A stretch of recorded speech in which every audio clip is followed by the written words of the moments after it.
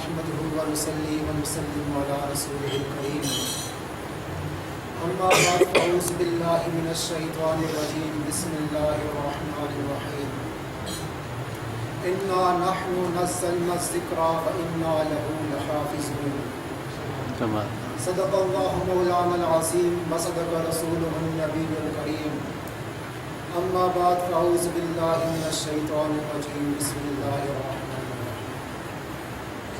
إن الله وملائكته يصلون على النبي يا أيها الذين آمنوا صلوا عليه وسلموا تسليما اللهم صل على سيدنا مولانا محمد وعلى آل سيدنا ومولانا محمد وأزواج سيدنا ومولانا محمد وبارك وسلم وسلم عليه الصلاة والسلام عليك يا رسول الله وعلى آلك وأصحابك يا حبيب الله. میرے نہایت ہی محترم اساتذہ محترم اور بزرگوں اور دوستوں السلام علیکم. میں نے آپ کے سامنے جو قرآن مجید فرقان حمید میں سے آیا مقدسہ پڑھنے کا شرف حاصل کیا، اس میں اللہ رب العزت نے ارشاد فرمایا انا نحن نزلنا الذکر وانا لہ لحافظون. بے شک ہم نے قرآن مجید نازل کیا اور ہم ہی اس کے حفاظت کرنے والے ہیں. سامعین محترم، یہی وجہ ہے کہ قرآن کریم کو تمام کتابوں پر فوقیت حاصل ہے. تمام کتابوں پر افضل ہے قرآن مجید کہ 1400 سال گزرنے کے بعد بھی یہ اپنی اصلی حالت پر قائم ہے. اس میں کوئی رد و بدل، کوئی تبدیلی واقعہ نہیں ہوئی. حالانکہ قرآن مجید کے علاوہ اور بھی آسمانی کتابیں موجود ہیں. تورات ہے، زبور ہے، انجیل ہے. تورات کو ماننے والے بھی ہے، زبور کو ماننے والے بھی ہے، انجیل کو ماننے والے بھی ہے، اس پر عمل کرنے والے بھی ہے. پر کوئی شخص یہ دعوے سے نہیں کہہ سکتا کہ تورات اپنی اصلی حالت پر، اور کوئی شخص یہ دعوے سے نہیں کہہ سکتا کہ زبور اپنی اصلی حالت پر، اور نہ کوئی شخص یہ دعوے سے کہہ سکتا ہے کہ انجیل اپنی اصلی حالت پر. اگر یہ اعجاز و اعزاز حاصل ہے تو صرف قرآن مجید کو حاصل ہے کہ یہ اپنی اصلی حالت پر ہے.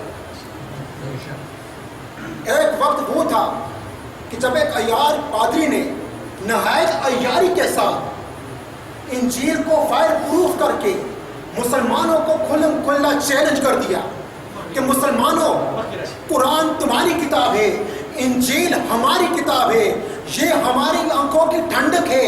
قرآن تمہاری آنکھوں کی ٹھنڈک ہے، یہ ہمارے دلوں کا سرور ہے. قرآن تمہارے دلوں کا سرور ہے. ہم سب اس کو مانتے ہیں، تم سب اس کو مانتے ہو. تم قرآن کے پاسبان ہو، ہم انجیل کے پاسبان ہیں. تم بھی حق پر ہو، ہم بھی حق پر ہیں. تم بھی صحیح ہو، ہم بھی صحیح ہے. دیکھتے ہیں کہ قرآن اور انجیل، اس میں کون سچا ہے اور کون جھوٹا ہے. تو انہوں نے کہا کہ آؤ مسلمانوں، قرآن کو تم آگ میں پھینکو اور انجیل کو ہم آگ میں پھینکتے ہیں. جو جل گیا وہ جھوٹا اور جو بچ گیا وہ سچا. جب عام مسلمانوں نے یہ چیلنج سنا تو وہ مضطرب ہو گئے، پریشان ہو گئے، مایوس ہو گئے کہ اب کیا ہوگا. لیکن اہل معرفت میں سے حضرت شاہ ولی اللہ رحمۃ اللہ علیہ وہاں موجود تھے. جب انہوں نے یہ چیلنج سنا تو آپ نے کہا اے پادری، قرآن کو اور انجیل کو آگ میں پھینکنے سے فیصلہ نہیں ہوتا. اگر یہ فیصلہ ہوگا تو انجیل تم گلے میں ڈالو، قرآن میں گلے میں ڈالتا ہوں. دونوں آگ میں سے گزرتے ہیں. جو جل گیا اس کی کتاب جھوٹی ہوگی، جو بچ گیا اس کی کتاب سچی ہوگی. سبحان اللہ. جو بچ گیا اس کی کتاب سچی ہوگی. جب اس پادری نے یہ چیلنج سنا، یہ بات آپ کی سنی، تو وہ مایوس ہو کر وہاں سے بھاگ گئے اور آپ نے قرآن کو اپنے گلے میں ڈال کر آرام سے اس آگ میں سے گزر گئے. تو سامعین محترم، اس پاک رب نے قرآن کو نازل کیا تو اس نے قرآن کی خود حفاظت کی.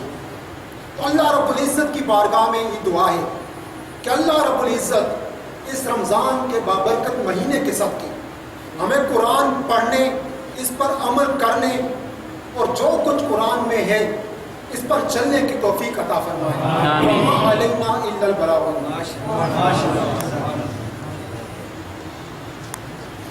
ماشاءاللہ زبتا سو علم علی مبارکی درکو چې ګوره دا محله د ازمرونه ډکه پرته ده. ماشاءالله ماشاءالله جزاک الله ډېر ډېر مبارک شي. سړی خو چې کله به وروستو آواز وکړو په ما باندې که نه نو زه به یې داسې وګړبولم او نن بیا هغه کلمات وویل. الله پاک دې د دې په عمر کې په علم کې برکت واچي. الہ العالمین دې د دې د علم او د دې د بیان چې کوم رب کریم دی دله نور ترقی ورکی نو صحت دی ولا الله پاک ورکی او سلګی د شپې ما سره دی کړ دي نو ان شاء الله زما څه خو به ما خېلی کنه الہ العالمین دی خوشاله ساتي. اوس کاری